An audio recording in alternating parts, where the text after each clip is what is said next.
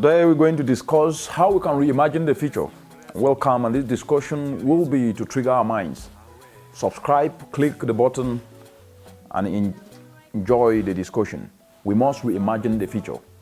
The premise of reimagination is based on a very common saying that we cannot do things the same way and expect different results.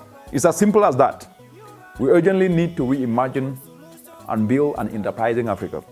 Climate change is affecting millions of people, but across the globe. Africa is characterized as the most religious place on the planet. Over 75% of Africans consider religion as very important. That's true. I am a Christian myself. And I've visited some countries and many countries across the world, and even in the African continent. In the continent, nearly every street, among the things that we know, we worship. We go to church. That's important. A church that is led by a prophet is considered intriguing and attracts many to it. But one thing I ask myself always, isn't scripture itself the biggest prophecy? Doesn't it lay down clearly what needs to be done and the outcomes? Just to give an example, financial breakthrough is one of the areas people seek prophecies on. But hasn't scripture made it clear that the one who does not work should not eat? What we need more of is implementing the scripture as they are. And for this, we need two things. We need to offer value. And this value entails service and product. And for this to happen, we need a reimagination around these two aspects of value, of service, of product. Africa, the world over, is painted sometimes as a place of less value.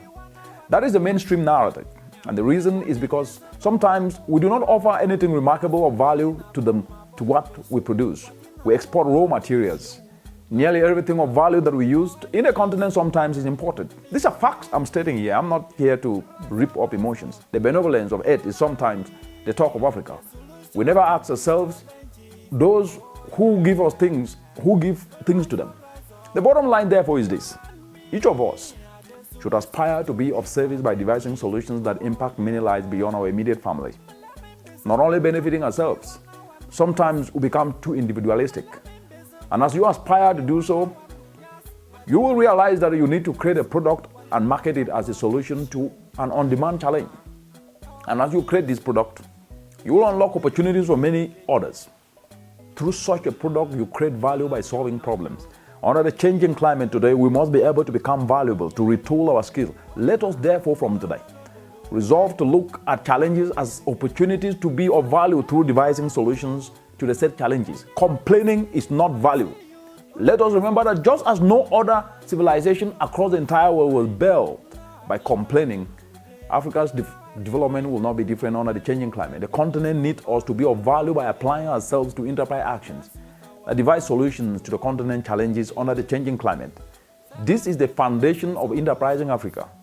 And you are the building blocks. But for you to build that, you need to retool your skills. You need to spend time, instead of complaining, to start adding value to yourself. Because the complaints that you are talking about are the same complaints that other people are talking about, and then the cycles of complaining continues.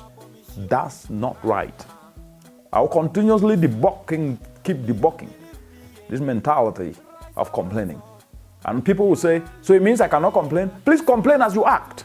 Because instead of complaining, next time you come with a solution, you said, no, you can turn agricultural waste into fuel briquettes. I just did it. It is out there, please. Let's move away from this mentality that we've been taught that it is the right thing to do. It is not the right thing to do. It is a false narrative. We must reimagine the future. Reimagination is what we need. Resilience we keep talking about is not enough. We must reimagine to devise solutions, to turn challenges to opportunities.